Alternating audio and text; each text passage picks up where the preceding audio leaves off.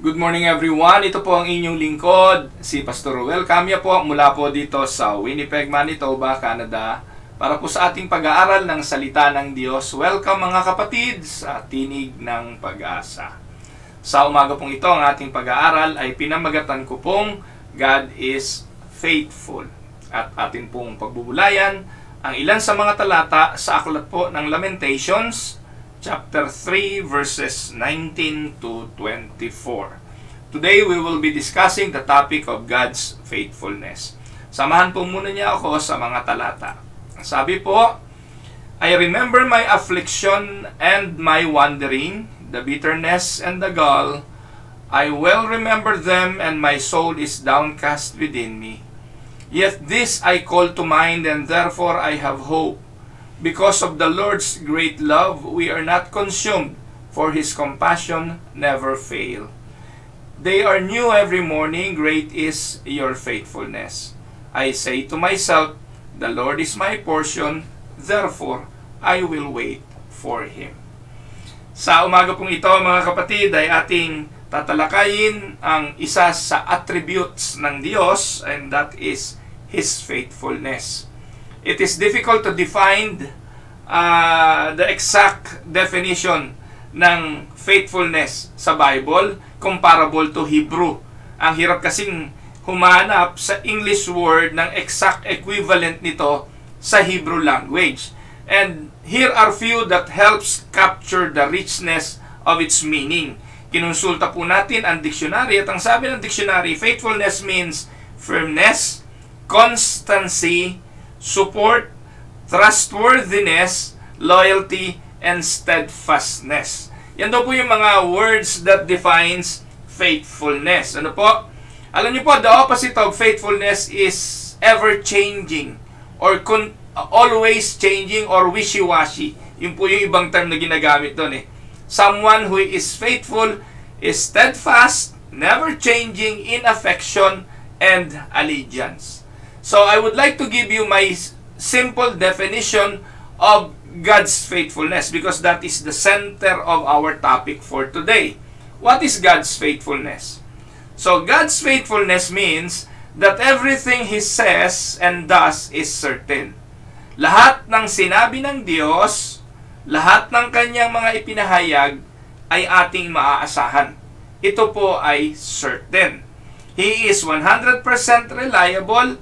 100% of the time, He says what He means and means what He says. And therefore, does everything He says, He will do. Yun po ang ibig sabihin ng faithfulness ng Diyos. Kaya, pag pinag-uusapan po natin yung Kanyang faithfulness, yung Kanyang katapatan, maaasahan po natin yun. Kasi, kapag sinabi ng Diyos, Kanya po yung gagawin. God's faithfulness is not some minor or secondary part of His character, but to say that God is faithful goes to the very core of who He really is. God is faithful, that is what He is. Hindi lang po ito secondary character ng Diyos, kung hindi, eto siya talaga. Faithful po talaga siya. Gusto ko po yung pahayag ni A.W. Pink. Kung kilala niyo po siya, si A.W. Pink ay isang reformer. Sabi po niya, this quality is essential to His being. Without it, He would not be God. For God to be unfaithful would be to act contrary to His nature, which is impossible. He never forgets, He never fails, He never falters, He never forfeits His words. So yun po ang tinatawag na faithfulness ng Diyos ayon sa Kanyang definition at ayon sa ating pagkaunawa rito. Yung quality ng Diyos o yung buhay o yung pagiging malalim na karakter ng Diyos na siya kailanman ay hindi nakakalimot, hindi nagfe-fail, hindi nagfa-falter, at hindi niya binabawi ang Kanyang salita. He never forfeits His word. So let us now go to some passages in the scripture that pertains to the faithfulness of God. Let us look first to some of the key passages. 1. Exodus 34 verse 6. Ang sabi po doon, the Lord passed before him and proclaimed, the Lord, a God merciful and gracious, slow to anger, and abounding in steadfast love and faithfulness, keeping steadfast love for thousands." So ipinahayag po yan ng Diyos sa bansang Israel na iyan po, kapahayagan ni Moses na ang Diyos ay faithful. Yan. So Deuteronomy 7:9, again in the Old Testament, ang sabi po dyan, "Know therefore that the Lord your God is God, the faithful God, who keeps covenant and steadfast love with those who love Him, and keep His covenants to 1,000 generations." So paulit-ulit po yan, binabanggit, no? Sa mga susunod na libu-libong mga henerasyon, ang Diyos ay magiging tapat. Deuteronomy 32 verse 4, "The rock, His work is perfect, for all His ways are justice, a God of faithfulness and without iniquity, just and upright is He." So marami po yan, no? Magbibilang po tayo ng mga talata na nagpapakita po ng katapatan ng Diyos. Sa Psalms naman po, sa Book of Psalms chapter 25 verse 10, binabanggit po doon, "All the paths of the Lord are steadfast love and faithfulness." Ang mga landas ng Diyos ay matuwid at katapatan. Ano po? So ano pa ho? 1 Corinthians sa New Testament, 1 Corinthians 1:9, sabi po dyan ni Paul, "God is faithful, by whom you were called into fellowship of His Son, Jesus Christ our Lord." So makikita po natin yung mga talatang ito at maraming pa sa Bible na nagpapakita ng katapatan ng Diyos. And take note of this, no sermon on the attribute of God would be complete without the faithfulness, without the topic of God's faithfulness. Ngayon ang tanong, paano natin pangahawakan ang katapatang ito ng Diyos kapag tayo ay nasadlak sa isang sitwasyon na hindi natin makapa, hindi natin matanaw, hindi natin makita ang kamay ng Diyos? Can we still hang on to the promise and to that attributes of God na siya ay faithful? Sabi ni A.W. Tozer, "Faithfulness is that in God which guarantees that He will never be or act inconsistent with Himself. All of God's acts are consistent with all of His attributes. No attribute contradicts any other, but all harmonize and blend into each other in the infinite abyss of the Godhead. God, being who He is, cannot cease to be what He is. He is at the once faithful and immutable, so all His words and acts must be and must remain faithful." So pinakikita po rito ni A.W. Tozer na ang Diyos kailanman ay hindi pwedeng magkontrahan sa kanyang sarili. Wala po siyang sasabihin ngayon na kokontrahin niya bukas. Wala po siyang ipapahayag ngayon na hindi matutupad bukas. Kasi magkokontrahan yon sa kanyang pagiging Diyos. The Apostle Paul drew on this truth when he wrote the book of Thessalonians. Sa 1 Thessalonians 5:24, binanggit po ni Paul, ang sabi niya, "He who calls us is faithful, and He will surely do it." Yan, hindi ko na lang po nailagay sa PowerPoint. 1 Thessalonians 5:24. God's faithfulness is at the core of His very nature. Yung nature ng Diyos is faithfulness. Sabi po ng isang writer, si Chip Ingram, sabi po niya, "If we do not understand and trust God's faithfulness, we will not trust the rest of His character either." Kapag hindi nyo pinagtiwalaan yung katapatan ng Diyos, yung kanyang faithfulness, hindi nyo na rin paniniwalaan ang kanyang pag-ibig, ang kanyang pagiging matuwid. Hindi na natin paniniwalaan yung iba pang karakter ng Diyos katulad ng compassion, ng mercy, kasi hindi siya faithful. So, He may not do what you want Him to do exactly when you want Him to, or even how you want Him to. He may not orchestrate it in a way that you can understand it now, or perhaps ever, but He will never let you down. Maaaring hindi mangyari yung mga bagay na gusto mo, na maganap ang mga plano ng Diyos ayon sa plano mo. Pero it will not deny the fact that God will be faithful to you. And He will never let you down. Sa Biblia, napakarami pong tinatawag na mga Song of Lament. Kaya po yung Lamentation, the Book of Lamentation, kung saan dito po natin bubuksan ang ating pag-aaral tungkol sa faithfulness ng Diyos, ito pong Song of Lamentation ay pagpapahayag. Sinulat ni Jeremiah yung kanyang mga pahayag na karanasan tungkol sa Diyos. And let us now turn to the Book of Lamentation, which is a collection of sad songs. Na po, katulad po ng aklat ng mga awit, yung pong Book of Lamentation, sa Tagalog po ito ay pahayag.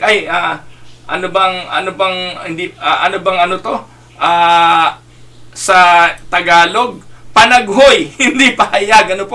Lamentation is panaghoy sa Tagalog. Kaya kung may Bible kayo, you can turn with me on the Book of Lamentation at sisimulan po nating pag-aralan ang mga kapahayagan nito. Collection po ng mga sad songs or mournful lament or laments that takes place after Jerusalem has been destroyed and they became captive.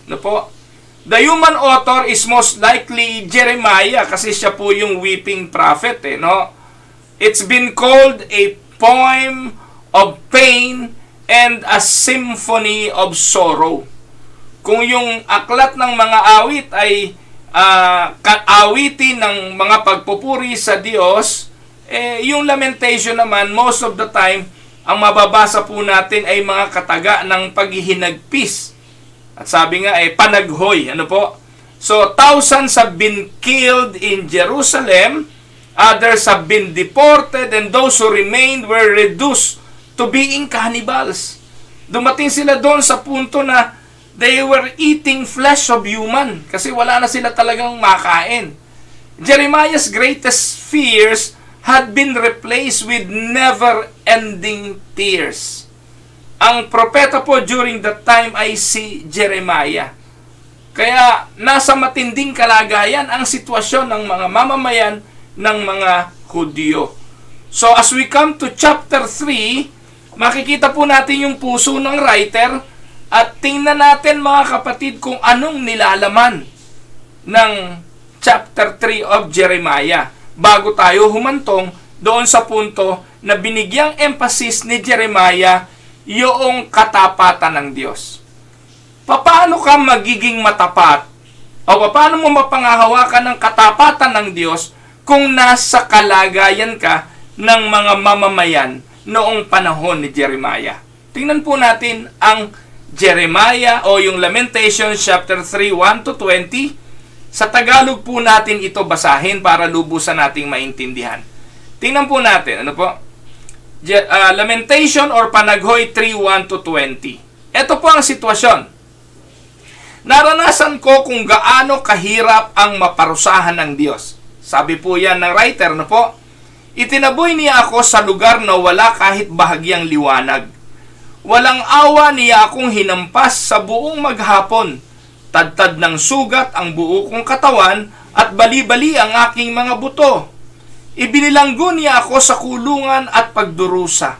Isinadlak niya ako sa kadiliman, laging nasa bingit ng kamatayan. Ginapos niya ako para hindi makatakas, pinalibutan ako ng pader na mataas. Nanambitan man ako at humingi ng tulong, hindi niya dininig ang aking dalangin. Susuray-suray ako sa tindi ng hirap at kahit saan ako bumaling ay may pader na nakaharang. Tuloy po natin ang basa. Siya'y parang osong nag-aabang sa akin at parang liyong nag-aantay. Hinabol niya ako sa kaniluray at iniwang nakahandusay. Iniakma niya ang kanyang pana at ako ang ginawang tudlaan. Tinamaan ako sa aking puso ng kanyang mga palaso.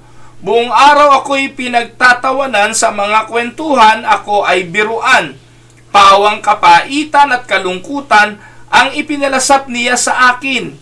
Inginudngod niya sa lupa ang aking muka at idinikdik sa bato ang aking bibig. Naglaho sa akin ang bakas ng kalusugan, maging kapayapaan at kaligayahan man. Kaya't sinasabi ko na wala na ang aking lakas at ang aking pag-asa kay Yahweh. Simpait ng apdo ang alalahanin sa aking paghihirap at kabiguan. Lagi ko itong naaalala at ako'y labis na napipighati. Ayan. So, dito muna tayo titigil. Bago natin itutuloy doon sa tekstong talata na akin pong binasa kanina. Ito pong karanasan na ito ay hindi naman karanasan ng isang tao o nung writer na sumulat nito, kundi ito'y karanasan ng buong bayan ng Jerusalem, ng Israel, nang sila ay nakubkob at nadalang bihag. Ito po yung kanilang mga dinanas, ito yung mga pagdurusa. At kung iisa-isahin po natin yan per verse, at ayon po sa karanasan ni Jeremiah, ang sabi po, he is in the dark, verse 2. Instead of seeing things clearly, Jeremiah feels the loneliness of darkness. Walang pag-asa sa kadiliman. Pangalawa, he feels like God is against him in verse 3. Sabi niya, surely against me he turns his hand again and again the whole day long. Because of God's judgment, naramdaman ni Jeremiah na ang Diyos ay kaaway nila. Kasi, aaminin man natin o hindi, Diyos naman ang nagdala sa kanila sa pagkabihag. Sa pangatlo, verse 4, he is tormented mentally and physically. Verse 5, he cannot find release. Kahit daw siya saan pumunta, may pader. Sa verse 8, he feels like prayers are not heard. Though I cry and cry for help, he shuts out my prayer. And verse 14, people make fun of him. Pinagtatawanan nila ako. Ano pa? Verse 18, his hope is gone. My endurance has perished, so has my hope from the Lord. Ito po ang sitwasyon. Hindi ko po alam kung dumating na kayo sa ganyang kalagayan, mga kapatid. Pero yung sitwasyon na yan, ang tila kawalan na talaga ng pag-asa. Iba-iba po tayo ng tolerance, mga kapatid, sa mga pain. Iba-iba tayo ng tolerance sa mga pagdurusa. Iba-iba tayo ng pag-handle ng mga suliranin. At dito po sa kalagayang ito, si Jeremiah mismo dumating doon sa punto na sabi niya, wala na kaming pag-asa. Our hope is gone. While Jeremiah experienced a lot of pain and agony, my guess is that some of you have the lyrics of his lament memorized. Minsan naranasan din natin yan, hindi po ba? At ito po, mga kapatid, ay kapahayagan ng isang propeta. And like Jeremiah, perhaps you are experiencing many of these same things and secretly wondering, nasan ba ang Diyos? Is God really faithful? If He is really faithful, why are these things happening to me?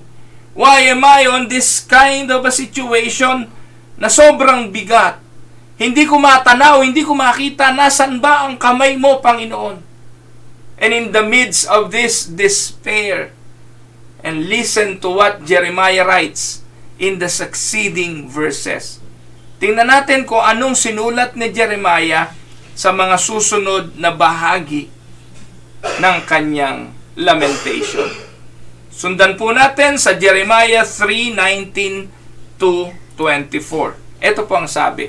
Tagalugin na po natin. Ang sabi ni Jeremiah, simpait ng apdo ang alalahanin sa aking paghihirap at kabiguan. Can you imagine? No? Matindi na po. Lagi ko itong naaalala at ako'y labis na napipighati.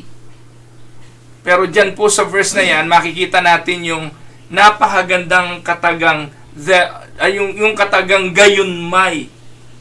Ano po? So, ang sabi po dyan, but this I call to mind, and therefore, gayunmay nanunumbalik ang aking pag-asa kapag naaalala kong pag-ibig mo, Yahweh, ay hindi nagmamaliw, kahabagan mo'y walang kapantay, ito ay laging sariwa bawat umaga, katapatan mo'y napakadakila, si Yahweh akin, sa Kanya ako magtitiwala. Maybe some of you are humming the song, Great is Thy Faithfulness. At yung kantang Great is Thy Faithfulness comes right from this passage.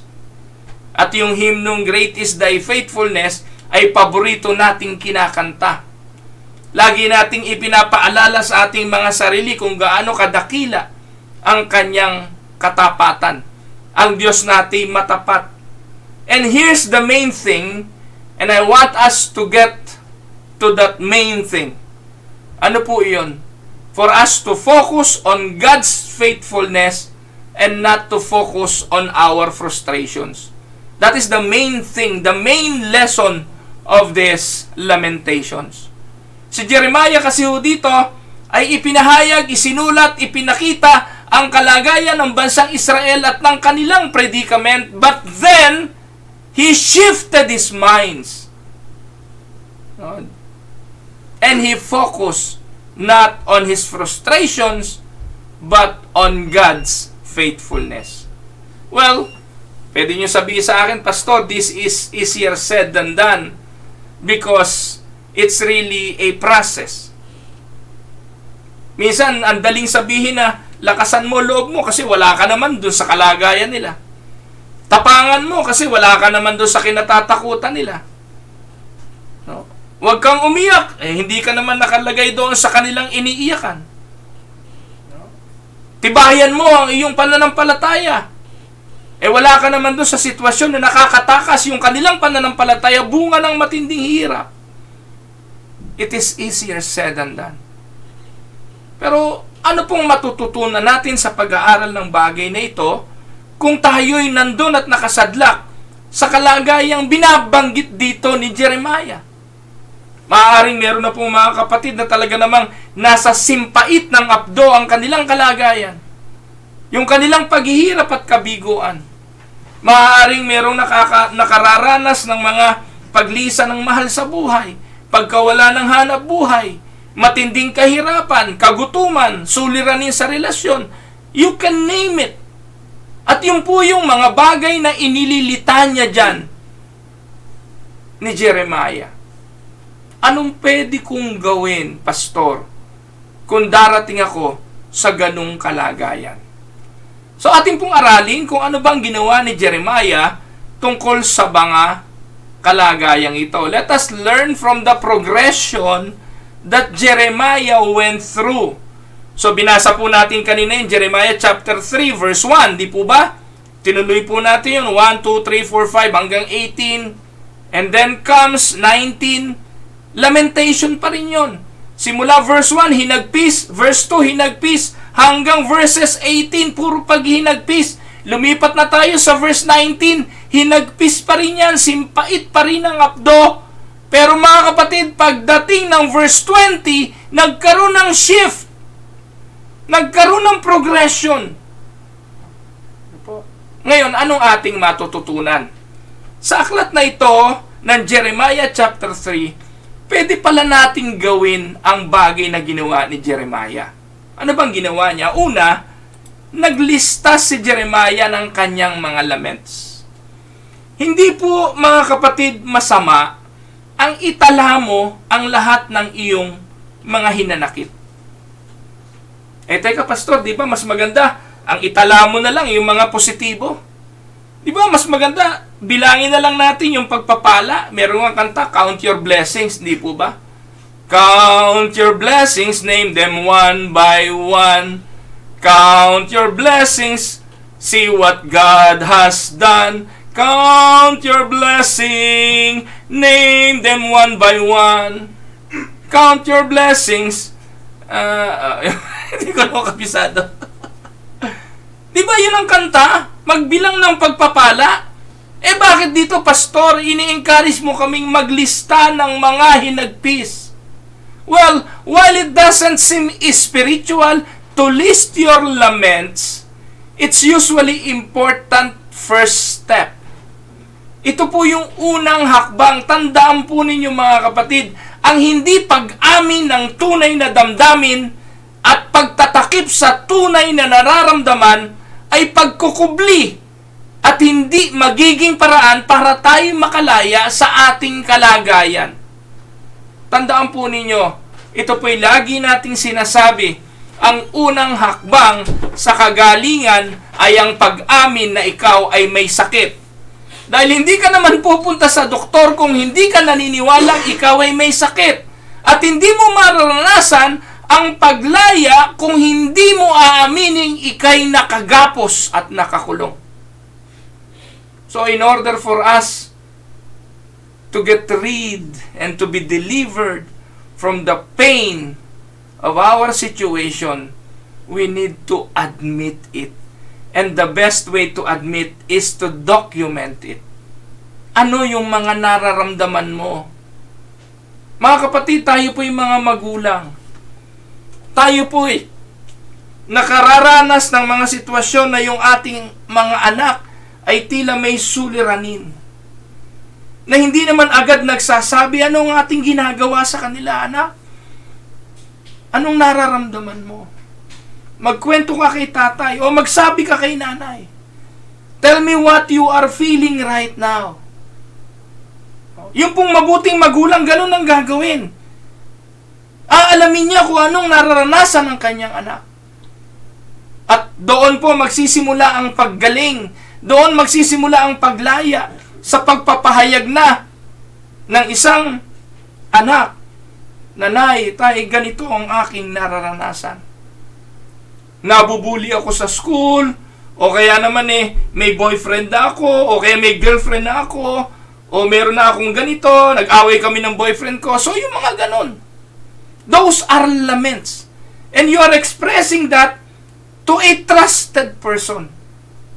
Dito, kaya natin itatala para ipahayag natin sa Diyos. No? While it does, again, sabihin ko po sa inyo, while it doesn't seem spiritual to list your laments, it's actually an important first step. Alam niyo po ba mga kapatid, 1/3 ng buong aklat ng mga awit, 1/3 of the Psalms are songs of sadness. Lagi lang pong ginagamit Psalms 100 kung saan nandun yung lundagan at nandun yung sayawan. Pero most of the Psalms, malungkot na mga awitin. Malungkot na mga awit, songs of sadness. So, in fact, there are more Psalms of lament than any other category.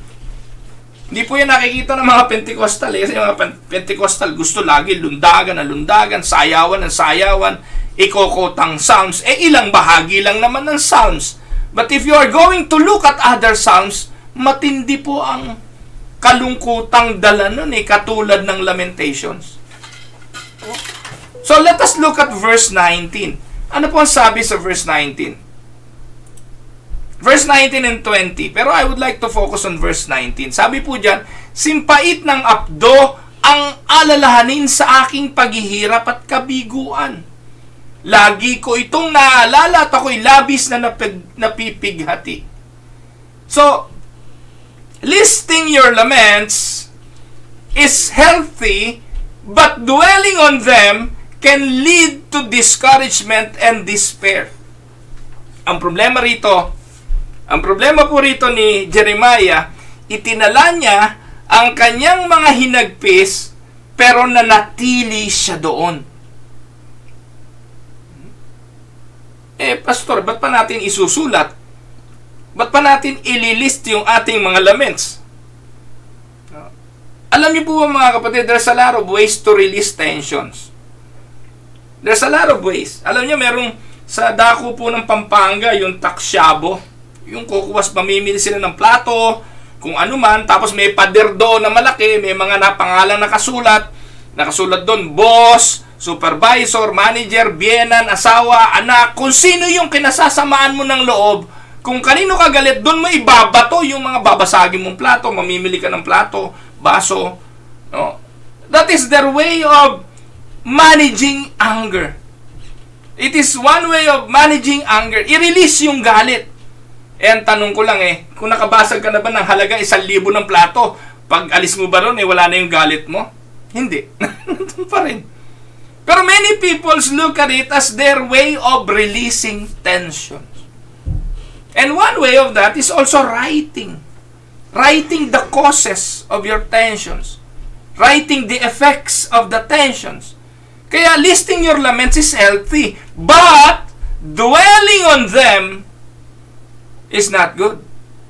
Because it can lead to discouragement and despair.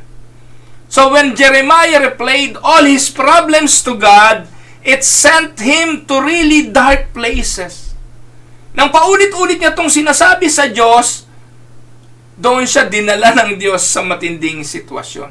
So verse 20, ano sabi diyan? Verse 20, my soul continually remember it and it is bowed down within me. Lagi ko itong nahaalala at ako'y labis na napipighati.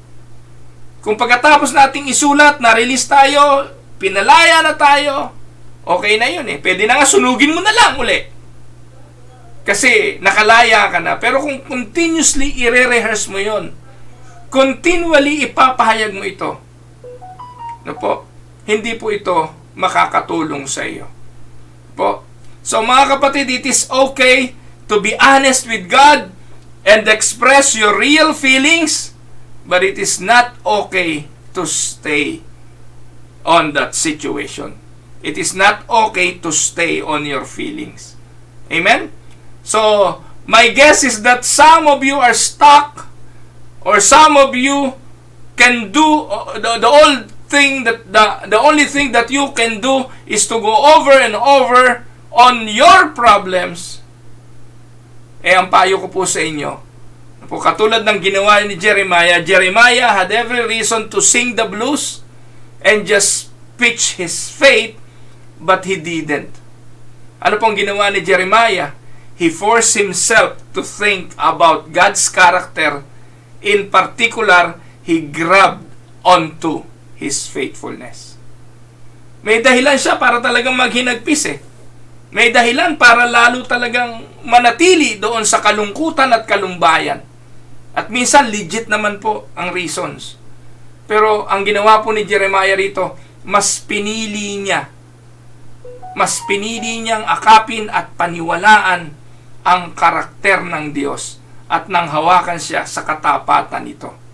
You may think that you can't help what you are feeling. Minsan ganun tayo Sinasabi natin na wala ka sa damdamin ko, hindi mo nararanasan ang aking nararanasan. Yes, and we hold on and hang on to that feeling.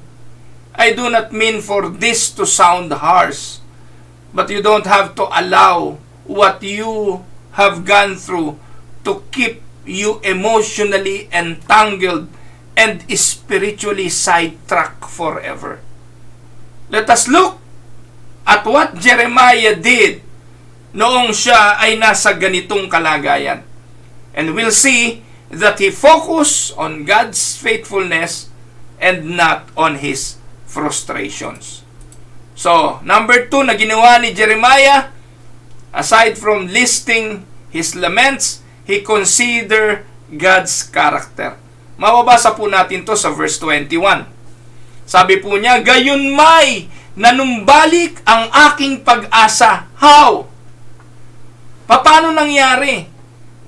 Nanumbalik daw ang kanyang pag-asa. Paano? Naalala ko. Remind ourselves. We need to remind ourselves of what? That there is a God. Verse 21 says, Jeremiah turned his life by reminding himself of God. Gayunmay, yung the word but serves as a contrast to what Jeremiah had just been doing. At yung word na I call to mind, na numbalik sa aking isipan, has the idea of doing something again or returning or bringing back Sa Hebrew, ang ibig sabihin nito, I make it to return to my heart. Jeremiah is being intentional here, forcing himself to focus on what is true. Hindi po minaliit ni Jeremiah ang kanyang kalagayan. Hindi po niya minimize ang kanyang problema or denying his sufferings. But what he did is make a choice not to dwell on them by choosing to remember something else instead. Tandaan nyo kapatid, kapag nasa sitwasyon ka na tila napakabigat para sa'yo, umisip ka ng ibang bagay kesa doon sa kalagayan mo. At dito ang ginawa ni Jeremiah, kaysa mag-focus nga ako sa mga bagay na ito na nasa harapan ko, instead of focusing on my sufferings, might as well focus on God. While his outward affliction and his inward turmoil push him toward despair, Jeremiah forced himself to bring truth to the forefront of his mind. Kaya nga punuin natin ang isipan natin ng katotohanan. Kasi yung computer may default yan eh. Alam niyo po mga kapatid, kapag sira na yung inyong computer at nagloloko na, ibalik mo siya dun sa factory reset. Babalik siya dun sa default.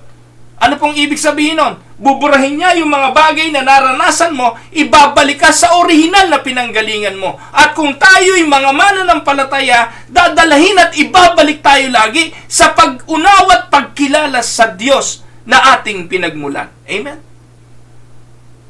In order to break out of this pattern and cycle of despair, Jeremiah needed to be vigilant about what he allowed himself to think about. Lagi naman pong ganun. Jeremiah was aware of the attributes of the Almighty God, but they were in the back of his mind. And so he thought, I need to bring forth or bring in the front the thought of God. Minsan ganun tayo eh. Kapag nadatnan tayo ng mabigat na suliranin, na ilalagay natin sa likuran ng ating isipan ang mga bagay na katotohanan tungkol sa Diyos, at ang naiharap natin ay ang mga bagay na suliranin. Pero decisively ang ginawa ni Jeremiah, hindi pwede ito. Kung napakabigat ng sitwasyon ko, kailangan kong ibalik sa harapan ang Diyos at ang kanyang mga pangako ang dapat kong panghawakan. Mga minamahal na mga kapatid, what Jeremiah did was something we need to do as well. We need to engage our will and purposely and deliberately focus on God's promises rather than on our problems. Amen? Force yourself to remember truth. Recall a verse. Alalahanin niyo yung kanyang mga pangako. Alalahanin niyo yung mga sermon na inyong narinig. Alalahanin niyo yung mga pangaral galing sa salita ng Diyos tungkol sa ating Panginoon. Remember a time when God demonstrated His grace, when God demonstrated His mercy. Magiging sinungaling kayo kung wala yun. Magiging bulaan tayo kung sasabihin natin hindi natin naranasan yon. Meron at meron yon.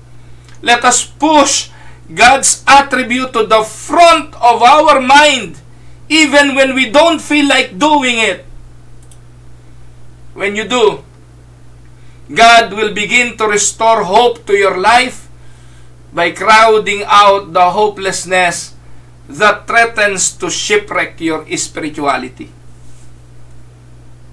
Focus on God's faithfulness, not your frustrations. Amen? Let us call to mind. Importante yon.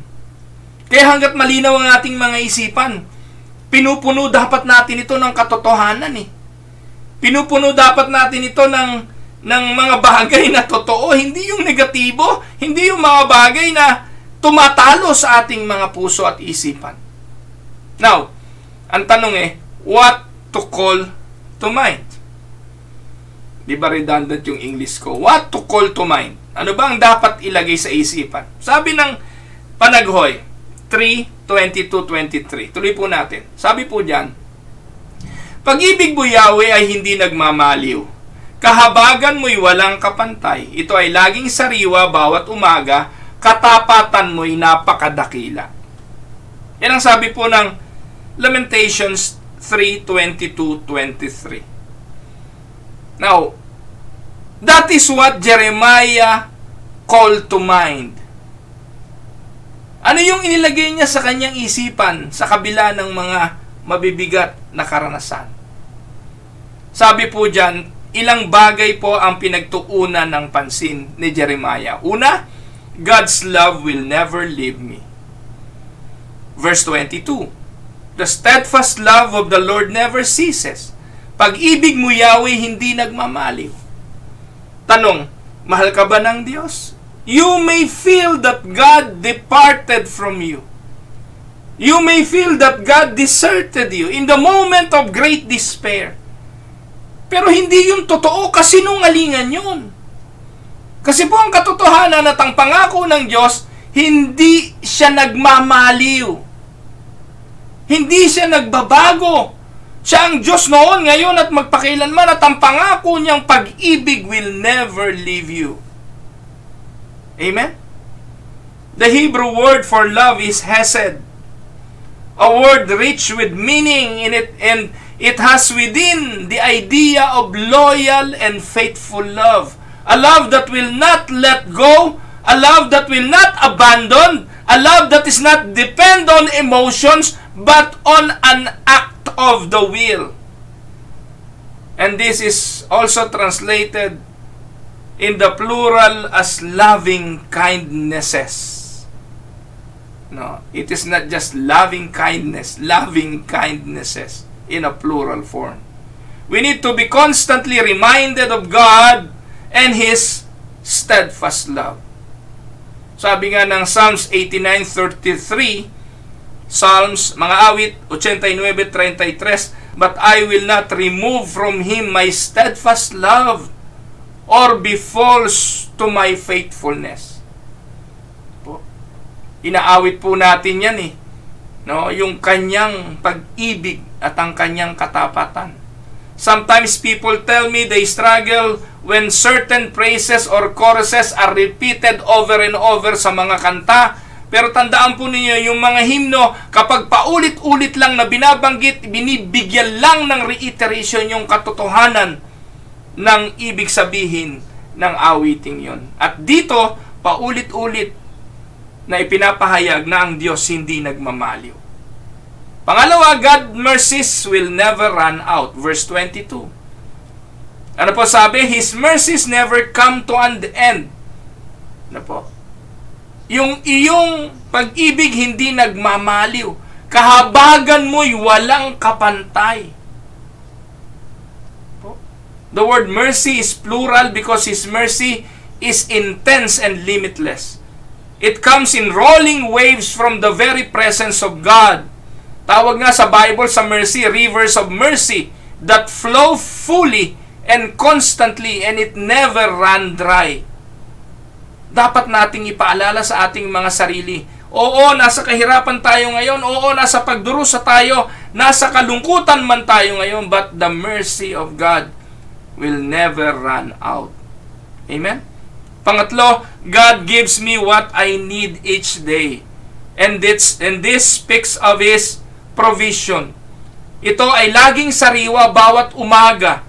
Bawat umaga, day to day, the mercy of God will never fail.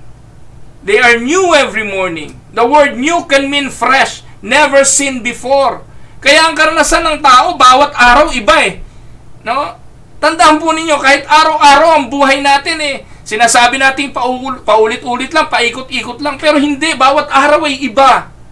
Bawat araw may bagong dealings ang Diyos. Minsan nagwawalang bahala lang tayo o hindi natin nakikita ang kanyang mensahe, hindi natin nakikita ang kanyang aral kasi tinatamad tayong kausapin at pag-aralan siya.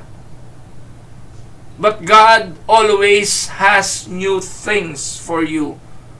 New things on a day-to-day basis. And which means we should look for new mercies every morning. Hanapin natin yung kahabagan ng Diyos every morning. Makikita niyo yung kanyang paggabay, kanyang pag-iingat, kanyang probisyon.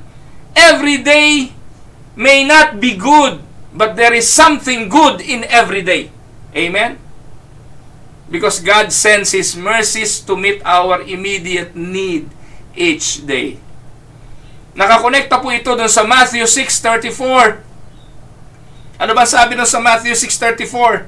Yung 33, kabisado natin yun. Seek ye first the kingdom of God and His righteousness, and all these things will be added unto you. Pero yung 34, ang sabi po ron, therefore, do not be anxious about tomorrow, for tomorrow will be anxious for itself. Sufficient for the day is its own trouble. Yung trouble na yan, maghapon lang yan. Well, kung bukas meron pang trouble, is para sa maghapon lang din yon. Pero ito po ang katotohanan eh. Pag ikay pinahiga na ng Diyos at pinatulog ka ng Diyos, may trouble pa ba sa pagtulog? Wala na. Ang malaking problema, kung hindi ka makatulog dahil ang iniisip mo ay yung trouble. It will ruin your life. It will destroy you completely. But hang on to the promise of God. Hang on to the sufficiency of the day. Do not be anxious. Sufficient for the day is its own trouble. God gives us what we need today, and when tomorrow comes, we will have what we need for that day. And aren't you glad that God gives a fresh supply of His loyal and magnificent mercy every morning? Amen? So, anong dapat gawin daw? First, let us list our laments. Second, consider God's character. And third, pray God's attribute back to Him. Ang problema ito, pag hindi mo alam yung mga attributes ng Diyos, anong ipagpe-pray mo? Ang sabi po ng verse 23, great is your faithfulness. It is a sort of prayer. It is not just a declaration. It is not just a declaration of Jeremiah, but his prayer. He is saying na, Lord, I do not understand. Lord, I don't like it. But great is your faithfulness. Jeremiah starts out grumbling, and then he focuses his thoughts on God's character. Now he prays a prayer based on the attributes of God. Notice that he is not talking about God, but he is rather talking directly to Him. Lord, great is your faithfulness. Kanina, inilalament niya yung kanyang damdamin. Sinasabi niya sa mga tao yung kanyang mga hinagpis. Sinasabi niya sa mga tao yung kanyang pagdurusa. Pero sa panahong ito, he is no longer talking about lament to the people. He is talking those laments to God. Remember, he is not saying that God is faithful, though He is. He's praying it to Him. It becomes a lot more real when we talk to Him. Lord, I don't understand this. Lord, I don't like it, but great is your faithfulness. Pray God's attribute back to Him. Amen? Ano po yung una? List your lament. Second, consider God's character. Pray God's attribute back. And fourth, say God's truth to yourself. Sabihin ninyo sa Diyos yung katotohanang alam nyo sa Kanya. After Jeremiah prays, he now talks to himself. Ipaalala mo sa sarili mo kung ano yung mga bagay na ginawa ng Diyos. Paalala mo sa sarili mo kung ano yung mga kabutihan ng Diyos. And this time, yun ang ginawa ni Jeremiah. Ano sabi ni Jeremiah? Lamentations 3:24, I say to myself, the Lord is my portion, therefore, I will wait for Him. Kanina nakikipag-usap siya sa Diyos. Pagkatapos niya makipag-usap sa Diyos, kinausap na niya ang kanyang sarili. And I say to myself, sa Tagalog po yan, si Yahweh ay akin, sa Kanya ako magtitiwala. And we could personalize it this way. I says to myself, self, the Lord is all you need. So put your hope in Him. Pwede natin ipanalangin din ang dalangin ito ni Jeremiah. So the idea is not to listen to your feelings, but rather tell your feelings to listen to the truth. Tandaan nyo, napaka may impluwensya ng damdamin eh. Kapag tayo'y nasa malalim na emosyon at malalim na damdamin, bunga ng sirkumstansya, minsan wala tayo sa huwisyo. Hindi gumagana ang ating mga isipan. Sinasarahan natin ang ating isipan sa realidad at mga katotohanan na nasa likod ng ating isipan, at ang nangingibabaw ay ang ating damdamin.